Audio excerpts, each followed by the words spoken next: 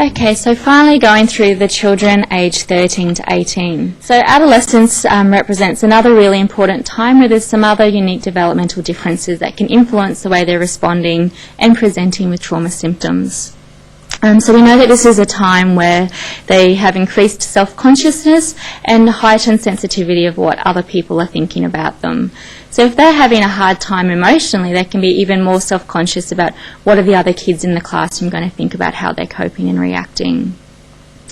And this is also a time where their peer group influences are really important. So they're much more likely to go to their friends and talk about their problems with their friends than they are with their teachers or their parents. Okay, so some of the responses that we see in this age group are re-experiencing the event, for example, with flashbacks. So this is when the teenager may feel like they're back at the time of the event, or that the disaster is happening to them all over again. So, for example, if there happens to be a really windy day, all of a sudden the teenager may think that the cyclone's coming back through again and may duck under the table and start hiding under the table for protection. They may also complain about having lots of intrusive thoughts and memories and images about what they went through or witnessed, as well as that emotional and physiological distress around any reminders of the event. And so sometimes these triggers and reminders aren't always obvious. It might be just, we know of one child when they were fleeing the bushfires, there was a pair of red shoes that were on the side of the road. And after that now, every time they see a pair of red shoes, even though there's no threat associated with that, that's enough of a trigger to remind them of the fear that their family experienced when they went away. So sometimes the reminders of the events aren't always obvious. Teenagers will avoid any of these potential reminders. So, for example, if it is anything to do with red shoes, or maybe it's if the classroom are working on an assignment related to natural disasters, refusing to complete that assignment. They also start to have more difficulties controlling their anger, more irritable or snappy in the classroom, difficulties paying attention and concentrating, and just the general just being on edge all the time and not being able to relax. We also may see them or observe them becoming more flat, numb, having a restricted range of emotions. Also with this age group, they can experience a lot of emotional distress around some of the reactions they've had themselves. So, for example, they might have a lot of self-blame.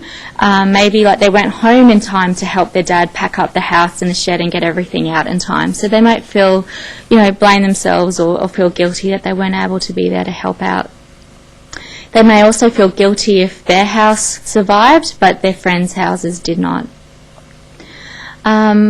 As I said before, they're really worried about what other people may be thinking of them and what's going on for themselves. So if they are experiencing strange things like flashbacks or intrusive memories, they may start to think that they're going crazy and that there's something wrong with them. And this can really influence their self-esteem and confidence. Behaviour changes, similar to the younger children, we may see increased aggression and non-compliance in the classroom. And with academic difficulties, this can stem from just not attending school anymore, only coming whenever it suits, losing concentration, not being motivated to, complete their homework or assignments in time.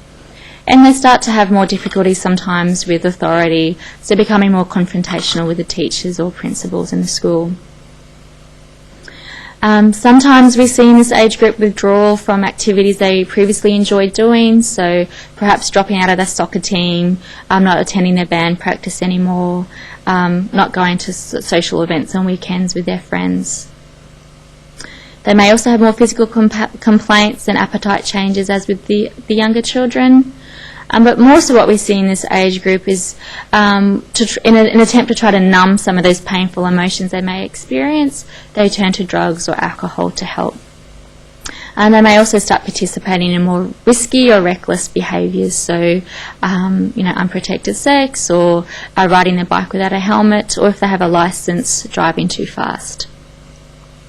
Another really important thing to always be aware in this age group is the potential for an increase in self-harming or suicidal thoughts or behaviours, or a general just loss of hope in the future ahead. And as a result, a lot of these symptoms and changes, this can reflect in difficulties with their peers if they're no longer hanging out with them on weekends, or if they're not communicating to their parents, or just presenting with these difficult behaviours without the teachers or parents understanding what's going on. So again, please wait to the end of the presentations with Sonia to work out if a teenager is presenting with some of these things, when is the sign that they will need to be referred on for additional assistance.